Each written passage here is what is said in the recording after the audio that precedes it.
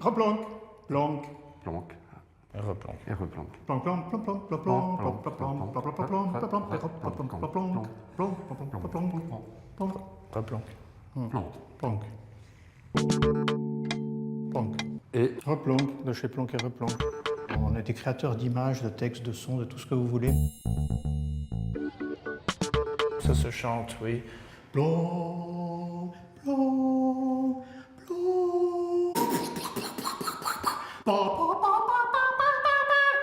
C'est un peu trop. Planque.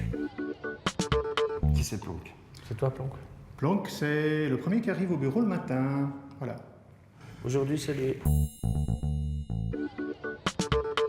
théâtre, du cinéma, des livres, des desserts au chocolat, des choses comme ça.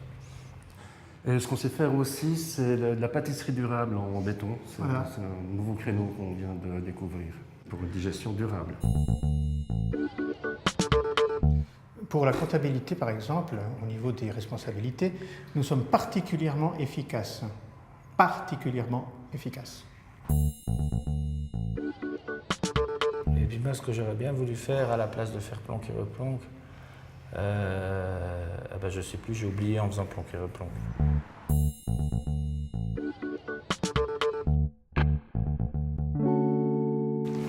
Ça n'a pas marché comme on voulait. On s'est planté, mais C'est dans planté, l'écran de largeur, hein. Ouais. C'est pas top.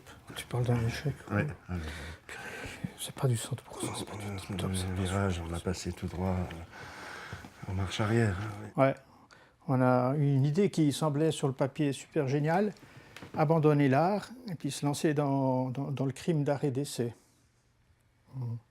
Et ça s'est pas passé comme on le voulait. On voulait pêcher un gros poisson, un monument de la chanson française. Et finalement, on a pêché un plus gros poisson.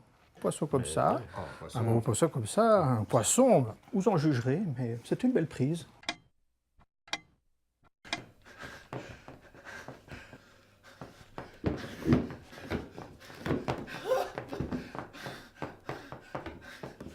C'est quoi? Qu'est-ce que vous... Mais pourquoi vous m'avez vu une cagoule? J'étais dans la loge, j'ai retrouvé le chemin. Vous êtes qui? Planque. Et Planque. Voilà. C'est Plonque et Replonque. Mais là, pourquoi je suis là? Mais pourquoi vous m'avez kidnappé? J'ai pas d'argent. c'est Arte qui nous a demandé de faire une interview.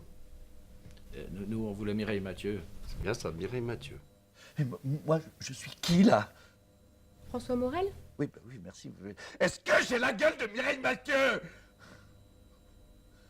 Les cheveux, peut-être.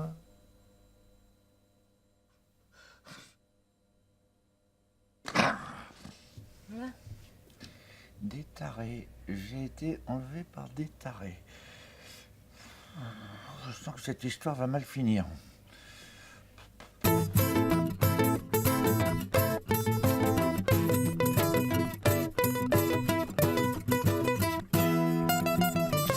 Qu'est-ce que vous voulez? Si vous comptez sur mon agent pour payer une rançon, vous risquez d'attendre longtemps. On n'a pas besoin d'argent. On est suisse. Mais qu'est-ce que vous attendez de moi? Une histoire, l'aventure de votre vie, de votre famille. Une histoire? Bah, si vous voulez une histoire, vous n'avez qu'à venir au théâtre. Moi, j'en raconte tous les soirs, des histoires. D'ailleurs, ce soir, j'ai une représentation. J'aimerais bien ne pas arriver en retard. Et vous y serez, et à l'heure.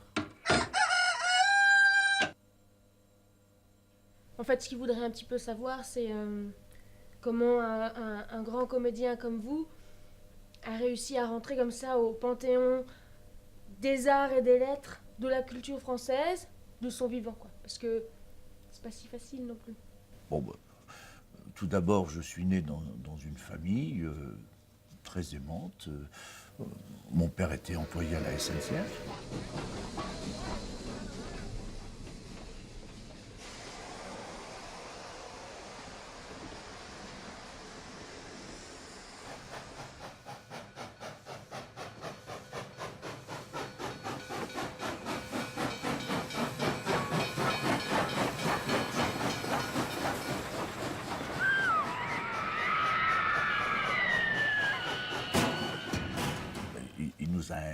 inculquait de vraies valeurs. Il était gentil, enfin, fallait filer droit.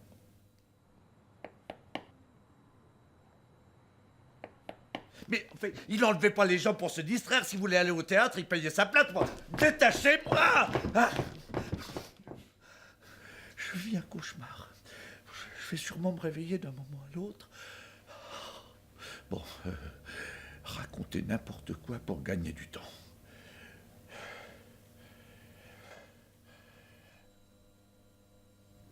Certes, il y a eu dans ma famille quelques aventuriers. D'abord, mon grand-oncle Ferdinand, qui était mineur de fond, et qui, par désir de grand air, est devenu un pionnier de l'aviation. C'était un grand voyageur. Il avait même travaillé pour l'Aéropostale.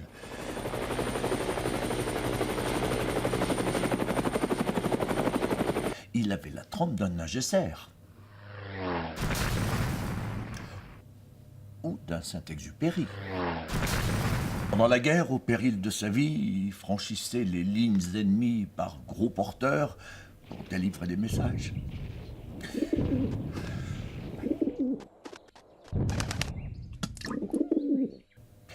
Il survécut au barrage antiaérien.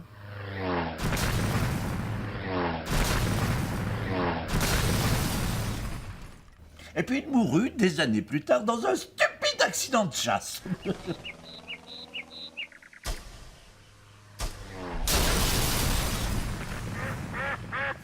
On fit même bâtir en son honneur une stèle funéraire où toutes les victimes des accidents stupides étaient présentes.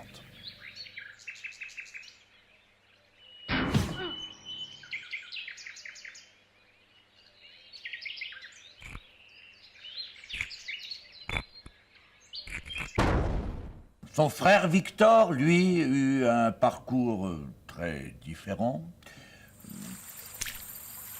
Il n'était pas un enfant comme les autres, bien que grand sportif.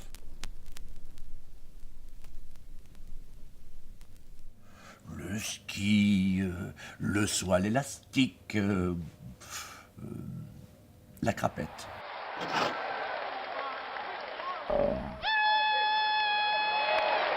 Il s'adonnait aussi à la danse de salon.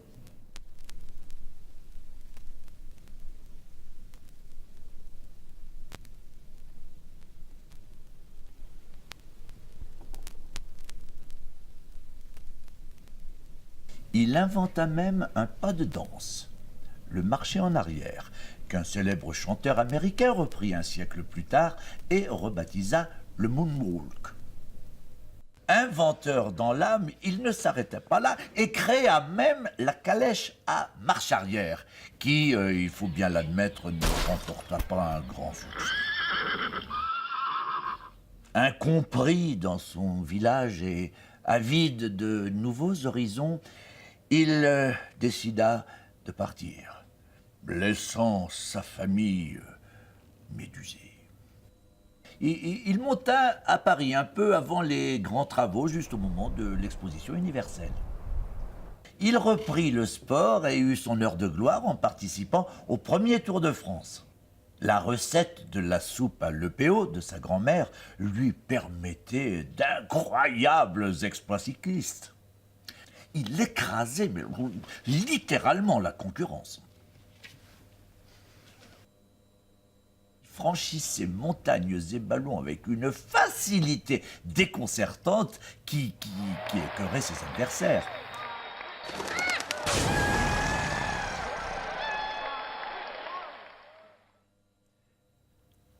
Montagnes et ballons, pas en ballon. Ah, Montagnes. C'est pas grave. Pour défendre son pays, Victor réinventa et se mit à la pyrotechnie. Malheureusement, ses inventions semblaient plus appréciées dans d'autres domaines que celui des champs de bataille. Ainsi, il inventa le canon à facteur.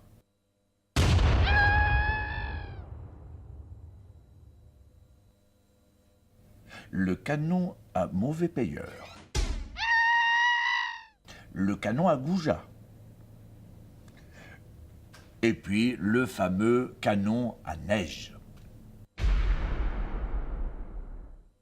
Puis il inventait des nouveaux types d'obus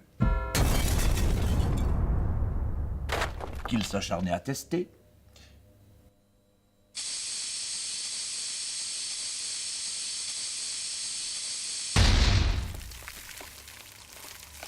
Et finit obus lui-même. Bien. Des questions? Là, je peux raconter absolument n'importe quoi. L'encéphalogramme reste plat. Bon, j'en étais où? Question. Voilà. Donc, Ferdinand et Victor étaient issus d'une famille nombreuse de 17 enfants. Je ne vais donc pas faire le cursus de chacun, hein, mais... Il est vrai qu'ils avaient de qui tenir. En remontant au plus haut de l'arbre généalogique, le chevalier de Morel, qui repose à l'abbaye de Cluny, et qui était un homme extrêmement fécond. Son surnom à l'époque était Chaud-Lapin. Ses conquêtes féminines, toutes illégitimes, lui valut quelques animosités auprès des chevaliers. Et donc s'ensuivit des tournois, des duels, des crapettes.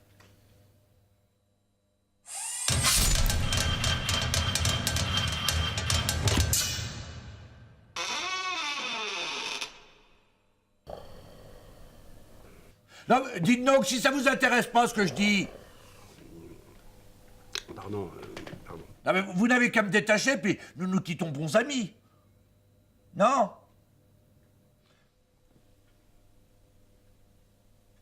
Bon, j'en étais où? Ami?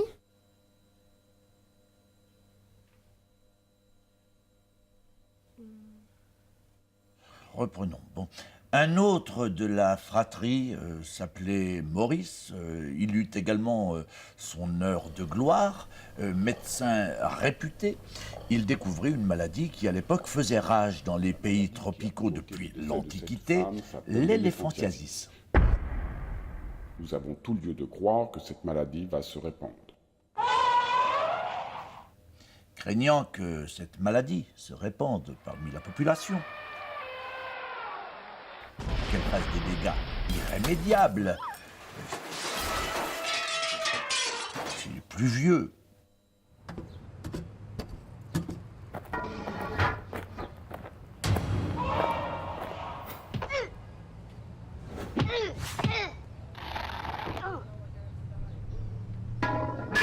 comme chez les plus jeunes. On créa discrètement une sorte de veille sanitaire afin d'endiguer sa prolifération. Mais le risque d'épidémie dans nos contrées est quasi inexistant. Et grâce à Maurice, l'éléphantiasis est aujourd'hui maîtrisée. Mais tous n'étaient pas aussi fréquentables. Ainsi, un autre des frères, André, qui s'était destiné à perpétuer la tradition familiale de la pisciculture, fut éleveur de thon,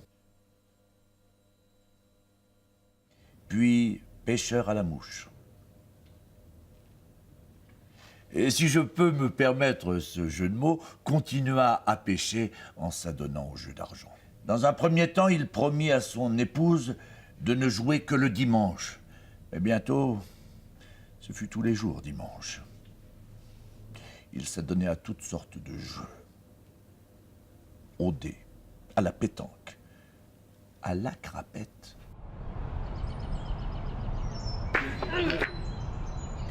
Il était même membre d'un club de domino appelé le Club des Pingouins, peut-être à cause de leur tenue vestimentaire, ou pour se différencier du Club des Manchots, du village d'à côté. Toujours est-il qu'ils avaient une façon bruyante de fêter victoires ou défaites sur la place du village.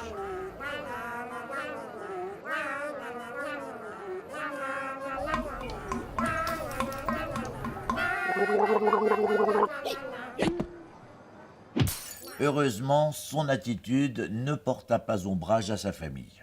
Sauf peut-être pour Camille, sa fille, une enfant calme qui, au début de sa scolarité, a été dirigée dans une classe d'hyperactifs par un des membres du club des Pingouins qui, pendant ses loisirs, officiait comme conseiller d'orientation.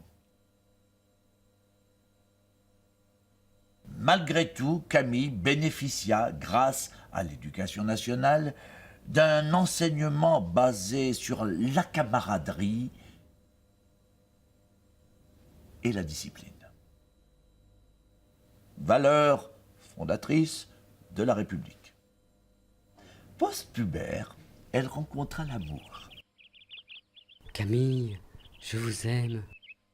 Oh, Charles, enlevez votre main gauche et dites « je le jure ». Camille décida alors de quitter une famille barbante pour se marier avec Charles, un garçon timide. Charles, pour subvenir aux besoins du couple, prenait tous les métiers à sa portée. D'abord livreur d'ours. Il fut ensuite peintre de rayures sur tigre. Puis dompteur d'escargots.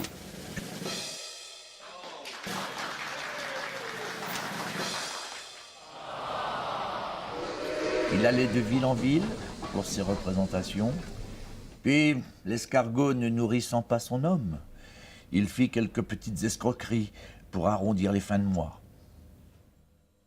Il vendait des actions qui ne valaient pas un clou à de riches bourgeois en leur promettant d'abondants profits financiers. Et puis, ce fut l'escalade. Suite à de mauvaises rencontres, il rejoignit un gang lyonnais spécialisé dans le vol d'objets de valeur.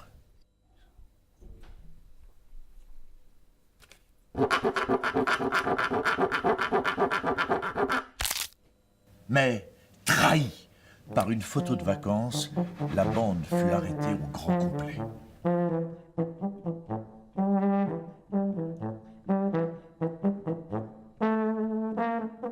C'est en recevant une carte postale de Charles que Camille comprit qu'il allait faire un petit passage par la case prison. Et qu'elle allait se retrouver seule durant quelques mois. Camille se morfondait. L'attente de l'être aimé était une torture pour son âme et son corps. Et pour tuer le temps, elle exerça quelques petits métiers comme peigneuse de girafes, berceuse de marmottes. Elle eut un emploi de fonctionnaire comme gardienne de chaise et lectrice pour Yuka. Charles purgea sa peine et revint à la maison. Mais au bout de quelques mois, le couple se rendit compte qu'il se trompait et se sépara. Charles refit sa vie.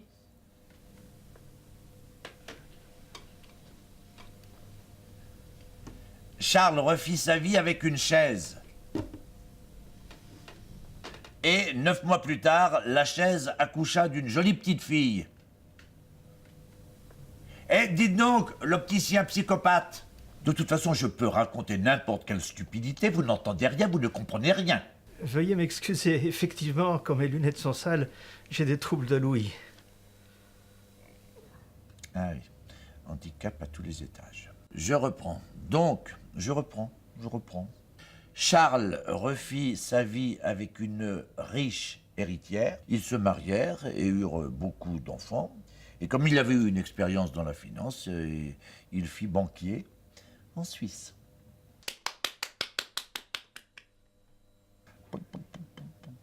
Quant à Camille, déçue de ce premier mariage, elle multiplia les conquêtes à la recherche du grand amour. Nombreux furent les prétendants, princes charmants qui lui promettaient monts et merveilles, de bâtir pour elle des châteaux en Espagne.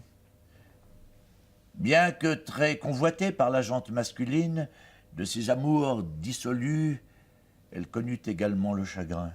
Ainsi, parmi ses compagnons aux cœurs esselés, Albert, qui aimait Josette, qui aimait Mouloud, qui aimait Camille, qui aimait Atchoum, qui lui n'aimait personne. À vos souhaits.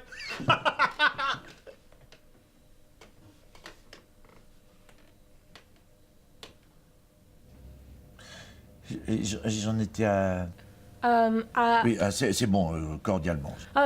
cordialement également. Lassé de sa vie de débauche parisienne, Camille entreprit de découvrir le monde. Engagée dans un programme d'évangélisation des indigènes de nos colonies, elle enseigna l'histoire de France en Afrique. Mais le paludisme et sa phthirias inguinale galopant, elle dut changer de contrée pour aller vers des pays où ces petites bêtes ne supporteraient pas le climat, c'est-à-dire le Grand Nord. C'est à ce moment-là qu'elle apprit par téléx la mort de son père, qui avait fait une mauvaise chute de domino pendant une fête de son club. Camille en fut traumatisée. Elle voyait son père partout. Afin de se débarrasser de ses visions, elle errait à la découverte de terres inconnues. Elle posa même sa main là où l'homme n'avait jamais mis le pied.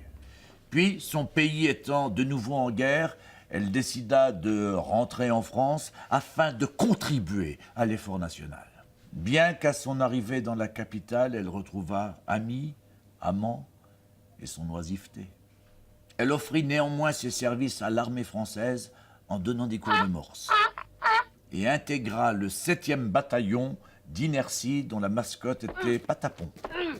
Le 7e bataillon était l'une des gloires de l'armée française, au passé historique, notamment spécialisé dans l'élevage des castors de combat.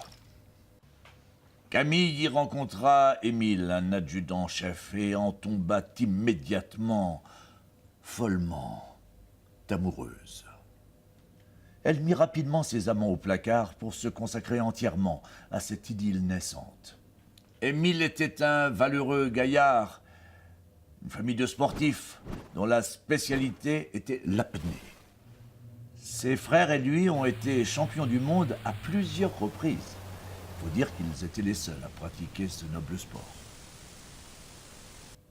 Mais c'est à 17 ans que Émile, ému par la famille du soldat inconnu et par amour de la patrie, choisit la carrière militaire. D'emblée, il démontra de réelles aptitudes au tir et à l'art du camouflage. Ce type était ingénieux. Il inventa une mitrailleuse anti-aérienne qui ne fonctionnait pas, en faisant croire à l'ennemi que c'était l'arme absolue. L'ennemi s'en empara, s'acharna à en faire l'usage en créant beaucoup de pertes dans ses rangs, avant de l'abandonner définitivement. Je vous en prie, monsieur Morel. Poursuivez. Vous en étiez à...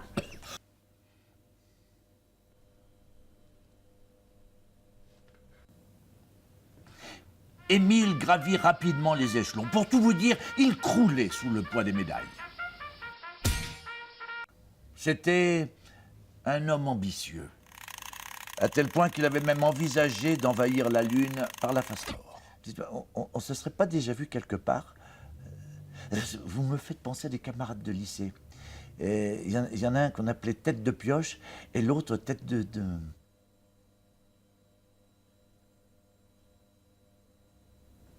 C'est pas grave. Bon. Reprenons. Émile devint vite général. Et bien que querelleur, il sut inculquer à ses troupes le courage, la bravoure et l'esprit de fronde face à la blénorragie. Mais après la défaite de la bataille d'Amazonie, Émile sombra dans une profonde mélancolie. Stigmatisé par une presse intransigeante et cruelle qui l'affublait de sobriquets tels que général d'opérette, cocu. Il tenta de se suicider. Mais l'amant de Camille, un célèbre proctologue, lui retira in extremis le suppositoire de combat rapproché au cyanure qu'il s'était administré.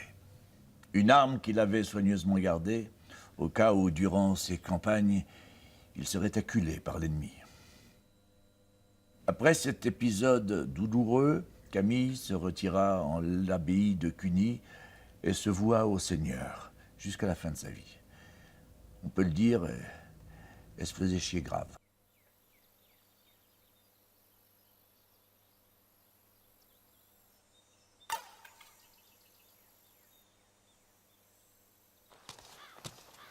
Quant à Émile, ce grand militaire, il n'était plus que l'ombre de lui-même.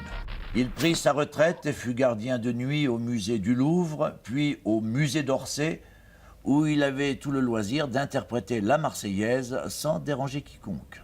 Eh, la Marseillaise, c'est une chanson de Mireille Mathieu, ça? Oui, c'est un truc qui fait comme ça. La Marseillaise, Oh, c'est l'hymne français. Tagada, tagada. C'est la France. La Elle a France. chanté, mais c'est pas elle qui l'a écrit. Je crois que c'est Rascasse de Marseille ou quelqu'un comme ça. La France, monsieur, la France. Rouget de Lille, peut-être. Vous déplaise en dansant la Non, c'est pas ça, Marseillaise. c'est... Tiens, Bon, voilà ça du suffit. boudin, voilà du boudin pour les Non, Alsaciens, c'est les quoi, t'es en train de faire, Suisses, là? les Mais si, Lorrains. bien sûr, Tiens, c'est voilà ça. du boudin, Je voilà te du dis que boudin, c'est ça, voilà c'est du ça, boudin. c'est ça, c'est ça, c'est ça, Les c'est ça. Alsaciens, les Suisses, les Lorrains. Mais vous savez même pas chanter.